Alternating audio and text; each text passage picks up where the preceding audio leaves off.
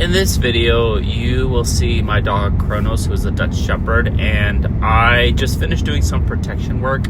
And something that I really recommend is that once you do a high intense training with your dog, maybe a play session, and also it's hot outside, I recommend that in order for your dog to wind down, try to do something afterwards, such as a walk.